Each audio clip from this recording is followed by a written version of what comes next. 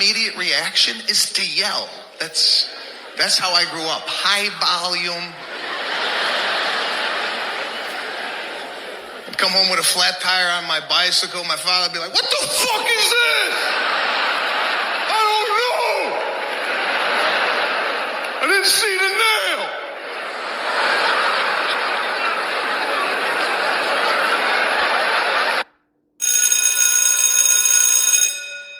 Good morning. It's Monday, Moral Monday, December the 29th, and this is The True Conservative. Welcome to all the butchers, bakers, and candlestick makers out there. I'm Ron, your host, and the only true conservative in the United States today. So today, after the Serenity Prayer and the patriotic song of the day, we will have Varney and Company, motivation, meditation, and moral politics. All that and more when I get back.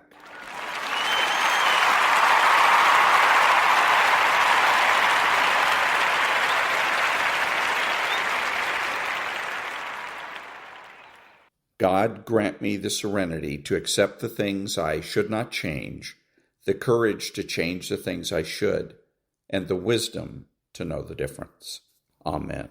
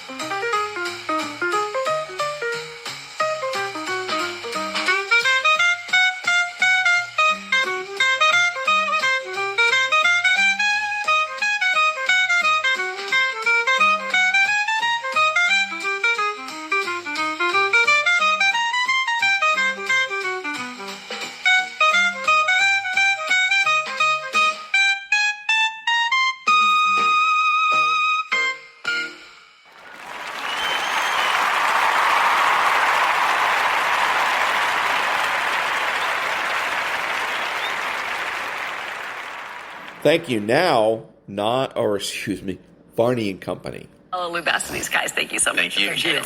Well, that is it for me. Sort of. I'll see you back at noon here on Fox Business. But for now, Ashley Webster is in for Stuart Varney. The Cheryl Casoni Network. I love it. Thank you very much, Cheryl. Appreciate that. Why not? CCN.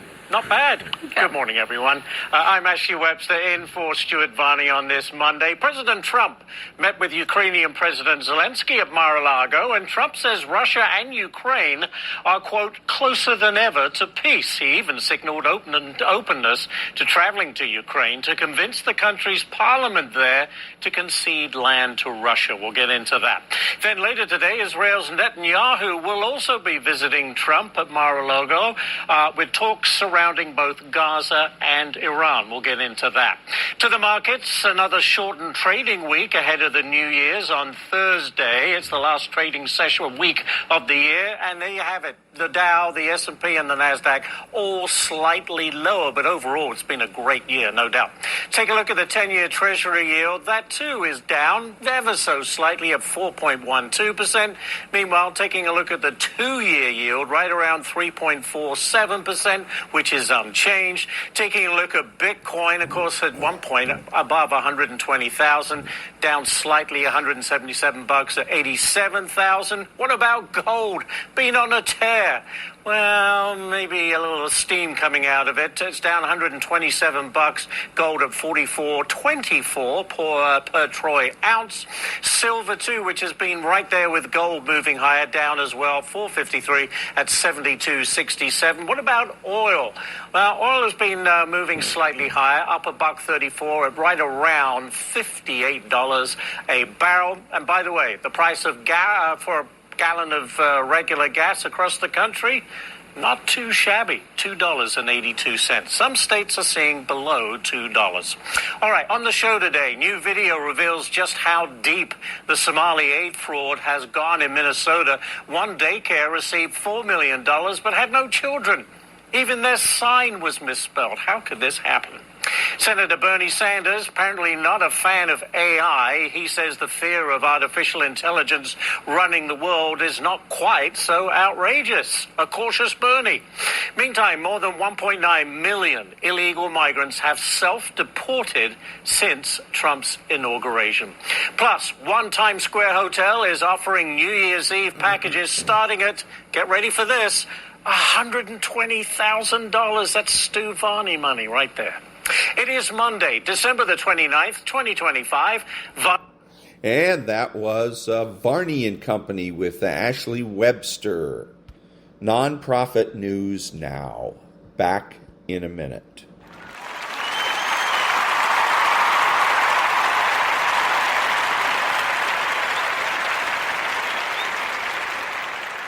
Thank you. Now, an interesting story from Ashley Webster on Varney and Company.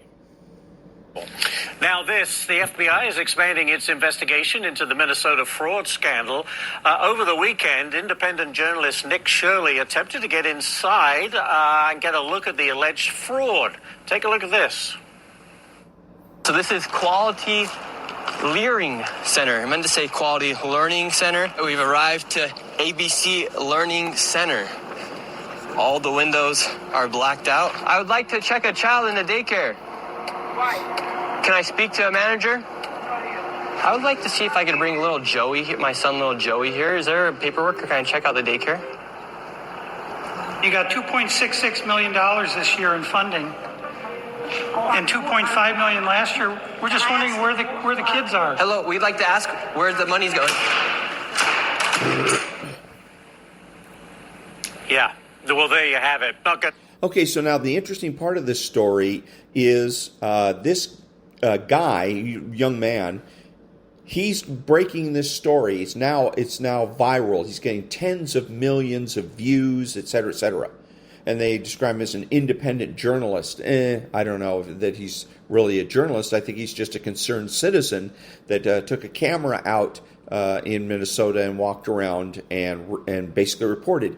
What he did was what Fox News could have done. Fox News could have broke this story. Okay? But Fox News apparently decided that this story just is not profitable. Okay? So they didn't bother with it. So he goes ahead and breaks the story. He actually does news work. And he is obviously non-profit. So again, non-profit news now. Back in a minute.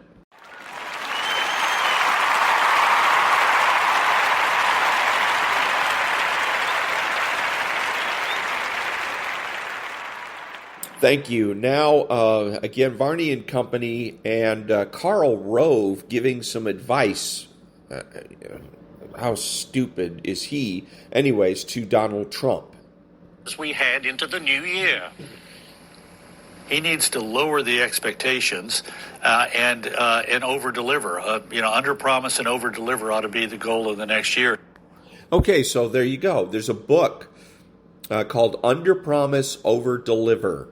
And in chapter, I believe it's chapter 7, he talks about that. It's mainly what it's a book about is it's by a lawyer for lawyers. And it's about how to run your law firm profitably. Okay? And there's a chapter in there called Over Promise, Under Deliver. And at the end, again, that's self-explanatory. If you go out and you say, well, I don't know if we can win this, and you blow it out of the water, then supposedly everybody's going to think that you're absolutely Superman, and they're going to recommend you, and you're going to have clients hanging out of your pockets, et cetera, et cetera. But it's crap. Think about it. If somebody says to me, hey, Ron, we can't get this, we can ship this item, but it's not going to get there for 3 days, but I get it the next day. Do I celebrate? Do I say, hey, these guys are fabulous? They promised 3 days, but they got it in 1. No, I don't. I say, boy, these people are incompetent. That's my thought. You're incompetent. You don't know what you're talking about. You don't know what you're doing. If you can get it here in 1 day. So anybody that's under-promising and over-delivering just makes themselves look stupid. What you do, the conservative thing to do, the truly conservative thing to do, make a promise, then keep it.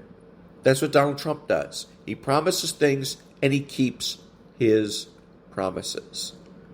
Back in a minute.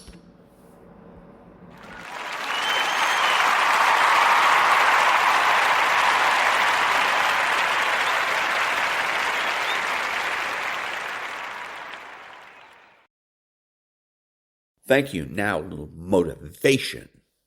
If you keep making the same kind of decisions you're making today, where are you going to be in a year? In 5 years? In 10 years?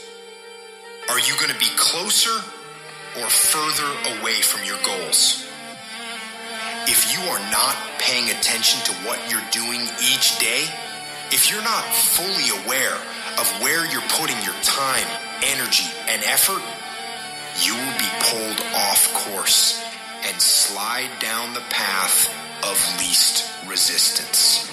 If I don't finally get my focus in check, if I keep wandering around distracted, if I keep looking at every new thing that pops up, if I keep trying every single new opportunity, if I keep saying yes to everything, if I keep listening to everybody's complaints, and if I keep doing whatever they ask me to do, at some point, one day you'll wake up and say, I don't feel like I've accomplished what's meaningful to me. You'll lose your life. You cannot allow that to happen. You have to take control. You have to focus your thinking every single day. Focus is driving everything in your life. You got to get back. Do you know when a horse, a thoroughbred, runs in a race? Those horses are worth millions of dollars.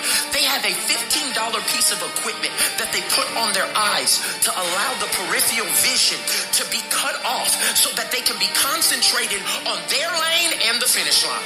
If they don't put the blinders on the horse, he's not going to go straight. And I came to tell you today, some of us need to put on blinders. Put the blinders on. Put the do not disturb on. Put the low volume on. I'm not listening to that. I'm not doing that. Ain't nothing wrong with you. You have the gift, the talents. You got what it takes. The problem, though, is you're feeding the wrong thing. We need to stop looking at what this person's doing, what my friend is doing, what my coworkers are doing, what my neighbor is doing. And I need to stay focused on my lane. They say, oh, hey, did you see what that other company was doing? I don't care. I don't care. We're going to outwork them. We're going to outbelieve them. We're going to outsell them. We're going to outclose them. We're going to outcare them. You can only work so many hours. Can you work 24? No. So if you can't work any more hours, you have to get better. The separator is time on task. What amount of the day are you actually making progress? What amount of the day is being used to push you further towards success? When you see Michael Jordan play, you can see, like, I don't care about nobody. I'm locked in. All I want to do is win championships. When we get to that point in our business, it's going to be different. When we get to the place where we stop doing what we feel like and we start acting with a level of conviction that says it does not matter what my senses are feeling right now. I'm made up in my mind. I will stay locked in for as long as it takes to get the job done. Everybody wants your time. Everybody wants your attention. Everybody's trying to drag you in their little world. But what does that have to do with your world? Don't feed it and don't contribute to it. How you deal with distractions tells you who you are. If the first thing you do when you wake up is reach for your phone, your notifications, your messages, you decided I'm a responder and a reactor in my life. But if you can say, no, I'm not doing that right now. I'm locked in on this project. I'm locked in on my work routine, my fitness regime. And you can take that delayed gratification. That choice by itself gives you real control. The world doesn't get to dictate what happens. I do. You've got to get back all that time. Do an audit of everywhere that your time is going and take it all back. Then from that standpoint of having taken back your time, then reallocate that onto figuring out who you are, what you're amazing at, or what you could be amazing at. Then take that time, sharpen the sword, sharpen the sword, sharpen the sword, so you're incredible at it. You've got to be at a standpoint that in your mind, whatever that vision that you have is in your head, you make that real. And a big identity to take is that I actually do it. Not I talk about doing it, like I talk about it, and then I think about it, and then I watch a video on it, like where's the actual money? And then start backwards engineering how to get it. Make a choice to be at your best. Execution is worship. I don't make the big bucks because I talk. I make the big bucks because I execute. Inside, you actually put your dreams into that GPS system. And then when you come out, you're going to get started. You know what your first step is. You know what your second step is. You know what your third step is. Listen to me. Now you have a frame by which you can measure. You can know how far you gone, how much further you have to go. Who do you need to embrace? Who do you need to hang around? What friends do you need to let go of? What people are not helping you to make your dreams become a reality? And that was a little bit of motivation. Back in a minute.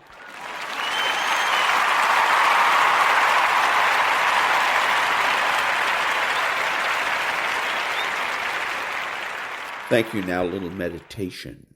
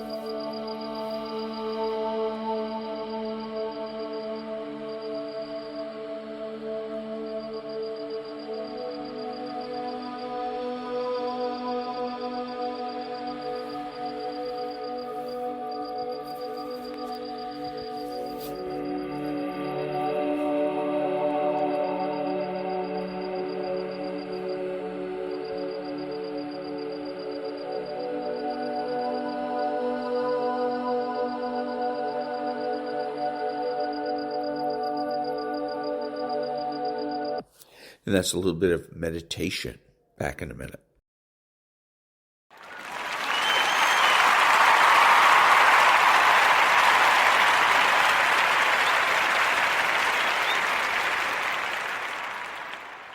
Thank you. Now, Dr. Berg. Hey guys, in this video we're going to talk about keto adaptation symptoms and solutions. When you start the ketogenic diet, you may have any one of these symptoms, okay? In this video we're going to show you what to do.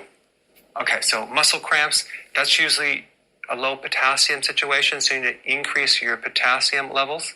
Palpitations or heart arrhythmias, increase more potassium because as you lose the glycogen reserve, because you're not going to use as much of it anymore, you lose a lot of water, and with the water comes electrolytes, so the need for potassium will go way up. So we want to increase potassium here.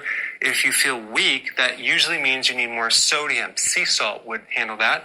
Bad breath means you're consuming too much protein. Cut down the protein, maybe add a little apple cider vinegar for digestion. Dizzy, that can mean three things, but when we're doing keto, it usually means that you need to increase your sodium because you're losing more fluid and the blood pressure is going too low, so salt retains water. So you just need more sea salt and water for that. Okay, then we have fatigue, okay? You need to up your B1 and B5. Nutritional yeast works great for that. If you feel more cold, especially on intermittent fasting, take some iodine, sea kelp. You can also do sea vegetables as well, but you may just need to go with the sea kelp. A high quality would be really good for that. Okay, not satisfied after a meal. That means you need more fat, okay? When your body adapts to ketosis and you actually start healing insulin resistance, the need for fat goes down because your body can now run on your own fat. But when you're first starting out, you're not as satisfied, increase the fat, apple cider vinegar, that would be good. Now, if you have right shoulder pain, that means you're consuming too much fat or too many nuts, which is irritating the gallbladder. There's a nerve that goes to the right shoulder. It could be going up to your neck or jaw or head, or even a headache right over here. If you have those symptoms, cut back the fat and nuts, and that should completely go away. Constipation, okay, you want to avoid too much cheese. Cheese can constipate people. Too much meat can constipate a person. Increase the vegetables. Increase your potassium. If you're already doing that, you're consuming a lot of vegetables, you can become constipated from consuming too much of the type of vegetables that you're not used to. So if you're doing the kale shakes or large quantities of vegetables, then you might need to cut down and consume more fermented vegetables to handle this. So you always want to look back to what happened just before you got constipated. Did you start introducing something new? That will give you a clue on what's causing it. Okay, low back pain or abdominal pain could mean you have a little stone developing in the kidney, in which case you need to really dramatically increase your potassium levels. I would recommend a potassium citrate, like an electrolyte powder with a lot of water. That will greatly help you in combination with a lot more citrus. So get some lemon juice and pour about 3 to 4 ounces in a glass and start consuming that. That will actually be really good to counteract the stones, and they're usually uric acid stones. They're not always oxalate stones. Okay, vivid dreams, that means you're low on B1. Nutritional yeast would help you. Or sunflower seeds. Bloated, okay, cut down the amount of fat, increase apple cider vinegar, maybe get some support with bile salts, like in the gallbladder formula. That might help too. If you have a rash, that could either mean you need more B vitamins from nutritional yeast, or the liver is dumping toxins, so you want to make sure your vegetables are very, very high. Okay? Headaches means that you're going too fast. Okay? So you want to cut it back. So if you're doing intermittent fasting, 2 meals, go to 3 meals. If you're doing 1 meal, go to 2 meals. So just go a little slower because this could be a blood sugar situation. If you're nervous, have anxiety, that means you need B vitamins. So nutritional yeast, that should take care of that. Now, if you want all of this on a little card, a cutout card that you can put in your wallet, I put a link down below so you can download it, and so that way you can remember all these things. All right? Thanks for watching. And that was Dr. Berg. Back in a minute.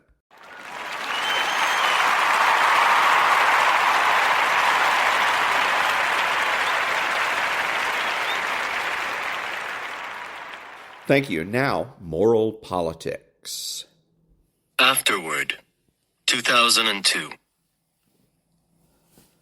The impeachment of Bill Clinton.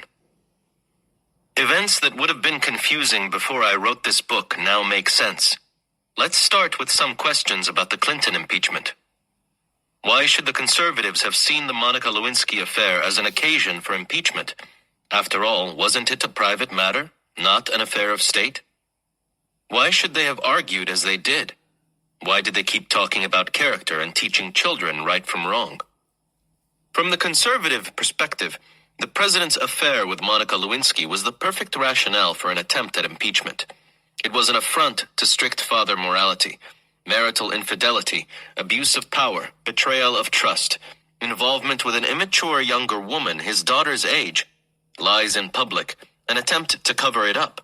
It was literally a family matter. How could it be made into an impeachable offense on the order of treason or corruption? The nation as family metaphor was made to order. It turned a family matter into an affair of state. Why did the House managers look like they did? Why did they stand the way they stood, talk as they talked, say what they said? A stricter bunch of strict fathers you could hardly find. Moralistic, sober, punitive, all trying to look and sound like moral authorities. Consider the conservative speeches. An excellent example is Wisconsin Republican Representative James Sensenbrenner in his speech to the Judiciary Committee of the House of Representatives. Mr. Speaker, most Americans are repelled by the president's actions. The toughest questions I have had to answer have come from parents who agonize over how to explain the president's behavior to their children. Every parent tries to teach their children the difference between right and wrong, to always tell the truth, and when they make mistakes, to take responsibility and face the consequences of their actions. President Clinton's actions, every step of the way, have been contrary to those values. But being a bad example is not grounds for impeachment. Undermining the rule of law is frustrating the court's ability to administer justice on private misconduct into an attack of the ability of one of the three branches of our government to impartially administer justice. And here is an exchange between former Representative Elizabeth Holtzman and Sensenbrenner before the Judiciary Committee. Holtzman: Mr. Sensenbrenner, I hate to answer a question with a question, but don't you think there's an enormous difference between keeping a dual set of books about bombing of a foreign country without the authorization of Congress and not telling the truth about a private sexual misconduct? Sensenbrenner: I think there should be no difference, because our perjury and false statements statutes, do not have various levels of perjury. When you do make a false statement, you have to live by the consequences. And I think we all try to teach our kids that one of the things they always should do is always tell the truth. This was a hearing of the House Judiciary Committee concerning whether the president committed an impeachable offense on the order of treason or corruption. Why is a conservative member of this committee talking about what you teach your kids? Why does he say that the hardest questions of impeachment are about child rearing? Why does he say every parent tries to teach their children the difference between right and wrong, to always tell the truth, and when they make mistakes, to take responsibility and face the consequences of their actions? Why does he equate hiding sexual misconduct with such a treasonous act on the world stage as keeping a dual set of books about bombing of a foreign country without the authorization of Congress? Why does he say, when you make a false statement, you have to live by the consequences? Why does a nationwide TV and radio audience not blink an eyelash when these comments are injected into an impeachment hearing?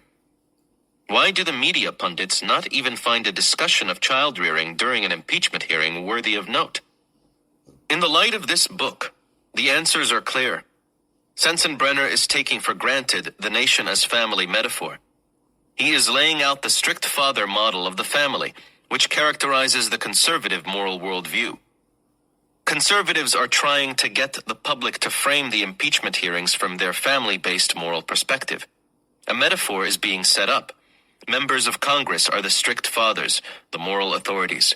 They assume an absolute right and wrong, and they are the moral authorities who determine when that wrong has been committed. Lying is wrong. If your child does wrong, he must be punished, because without punishment, people would not do what is right, and the moral basis of our society would crumble. Punishment is the basis of the rule of law. Without it, there is no law. Hence, you must live by the consequences. In the metaphor, the president is the naughty child. He is obligated to control his sexuality, and he hasn't. Control of sexuality is a principal basis of strict father-family life. The president has shown lack of discipline. He is morally weak, and hence immoral via the metaphor of moral strength. Having done wrong, he must be punished. And if Congress is to maintain its moral authority, it must insist on punishment. Moral accounting requires punishment if justice is to be done. In strict father morality, the fear of punishment is what makes both children and adults do what is morally right. Without punishment, the entire moral system governing society would break down. This is the conservative moral framework as it applies to this case. The conservative congressmen use the right words over and over: rule of law, right from wrong, accept the consequences, administer justice. The language is meant to evoke the conceptual framework. President Clinton's strategy was to change the frame. He asked for forgiveness, which makes sense in a nurturant parent moral system. He framed it as a family matter between him and his wife and daughter. In short, he evoked the frame of nurturant family morality. What is particularly interesting is that over 60% of the nation supported Clinton. It was only the hardcore conservatives who favored impeachment. I take this to mean that the swing voters, the roughly 20% who have access to both the nurturant and strict models, chose the nurturant model to judge this case. This did not go unnoticed by the Bush campaign, which positioned Bush, with considerable success, as a compassionate conservative, even though he was a mainline ideological conservative with none of the nurturant moral values at all. The 2000 election. The middle. About 40%, plus or minus 2%, of the national electorate is consistently strict in its politics, and another 40%, plus or minus 2%, is consistently nurturant in its politics. The portion of the electorate in the middle is quite small, about 20%, though some estimates go as high as 30%. So far as I can tell, this group consists of at least two significant subpopulations. Biconceptuals. People who have both models at their disposal, perhaps used in different parts of their lives, and who may use either model in framing political issues. For example, many blue-collar workers are strict fathers at home, but nurturant in their domestic political priorities. Many executives are strict in their business practices, yet nurturant at home and in their politics. Pragmatists. Pragmatic conservatives and pragmatic progressives. Ideological progressives and conservatives stick firmly to their models, while pragmatic progressives and conservatives are more willing to compromise for practical purposes. Adding to the complexity, there are different versions of the strict and nurturant models that emphasize different aspects of them. Different kinds of progressives and conservatives have different priorities.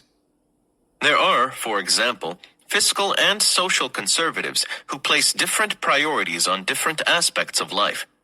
Yet for all these complexities and variations, the two basic cognitive models dominate American political life.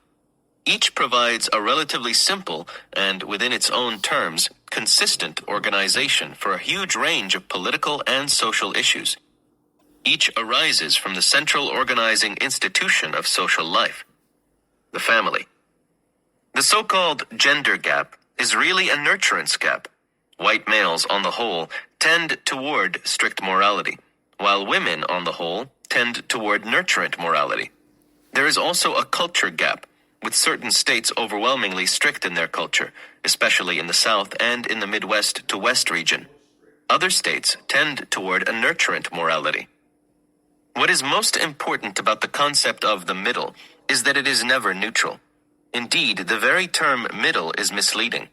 It suggests that there is a line from left to right with some people in the middle who are neither progressive nor conservative. This is not the case. First, the idea of a neutral middle misses the pragmatists.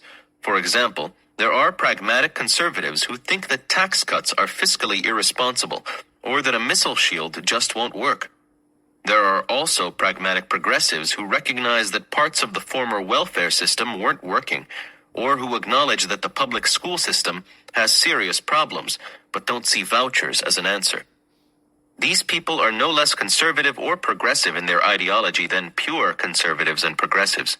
They just refuse to let ideology override practicality, from their perspective. Of course, from the purist perspective, they are letting mere pragmatic considerations override moral principles. Second, consider biconceptuals of various kinds. They may apply strict morality in one sphere of life, say finances or foreign policy, but nurturant morality in most domestic issues. Or there are people who have a primary concern with one sphere of life, say race, gender, or sexual orientation. They may be nurturant in that sphere and strict in the others, or the reverse. Again, these people are not neutral in their ideologies. Indeed, they may be very fervent in their beliefs. Third, there are policies that have both strict and nurturant aspects, and people with pure ideologies may focus on those parts that they agree with or those that they disagree with. They may make their minds up in different ways about a given policy without being neutral. Fourth, there may be policies that can be conceptualized in more than one way by a single individual. For example, education can be seen metaphorically as a business or as a matter of care. A given policy can be seen primarily as either a matter of empathy for children or financial responsibility on the part of the school system. A biconceptual who is strict in the financial sphere and nurturant when it comes to children may see such a policy from either perspective, and make one choice or the other, or be ambivalent altogether. It is important to see that people who fall into these complex categories are not moderate. The term moderate suggests a lack of full force behind an ideology and an unwillingness to be overly insistent. None of the above four cases fit this. Appearing moderate is seen as a virtue in much of political life, but is actually rare in practice. There are some true moderates, however, biconceptuals who can see both sides of an issue and whose highest concern is avoidance of major conflict, often because they are pragmatists. Nonetheless, I think it is more realistic to replace terms like center, middle, and moderate with multidimensional in thinking about the complex 20% who are neither pure progressives nor pure conservatives. Much of political discourse is aimed at this multidimensional 20%. It is with this population that framing has its greatest effect and must be done with the greatest care. Election 2000. Gore entered the election with an enormous political advantage. Bush with an enormous financial advantage. The Bush strategy was to gain and hold the states with a strict morality culture, while largely ignoring the nurturant morality states. His challenge was to get enough of the swing voters from the remaining states to win the electoral vote. Here's how he went about it. Bush held on to his conservative base by 1. Use of body language, voice, and words, all of which told proponents of strict father morality from the appropriate states that he was one of them. 2. Major conservative positions, the tax cut, education standards and vouchers, a foreign policy based on self-interest and maintenance of sovereignty, a punitive approach to crime, and so on. 3. His choice of Dick Cheney, a trusted conservative as running mate. Bush went after women and other nurturant swing voters with the compassionate conservative theme. He co-opted nurturant parent language like leave no child behind. He was regularly photographed with school children of mixed race. He spoke of humility in foreign policy, and he took a directly moral tone, returning integrity to the White House. Those who knew Bush and Cheney's histories knew they were strict conservatives, true believers. But many voters were fooled by the nurturant facade. It was Gore's election to lose, and he did everything he could to lose it. While Bush held on to his extreme conservative base, Gore did nothing to hold on to the most progressive of Democrats, letting Green Party candidate Ralph Nader make fatal inroads into that base. And that's this part of Chapter 25, From Moral Politics, How Liberals and Conservatives Think by George Lakoff. and back in a minute.